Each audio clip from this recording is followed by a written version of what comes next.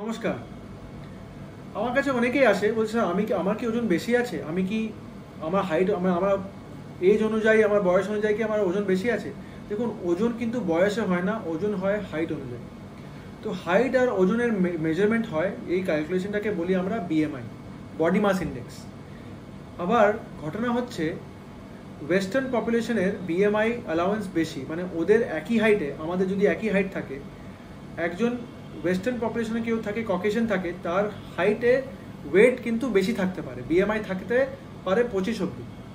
আমাদের সেম হাইটে ওজন রাখতে হয় কম, আমাদের বিএমআই অ্যালাউন্স হচ্ছে 23.5। তো আমার এই সেম হাইটে কিন্তু ওজন কম রাখতে হয়। সো ইন্ডিয়ান পপুলেশনে বিএমআইটা কম রাখতে হবে।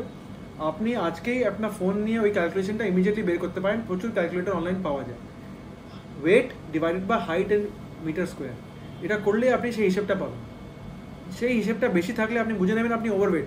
কারণ ওভারওয়েট হলে লিভারের মধ্যে ফ্যাট জমলে liver fatty liver, liver cirrhosis আর লিভারের অন্যান্য সংক্রান্ত সব চলে আসে। আর অফকোর্স বাকি সমস্যাও আসতে পারে, হার্টের সমস্যা, হেনা তেনা সবই হতে পারে, সুগার হতে পারে।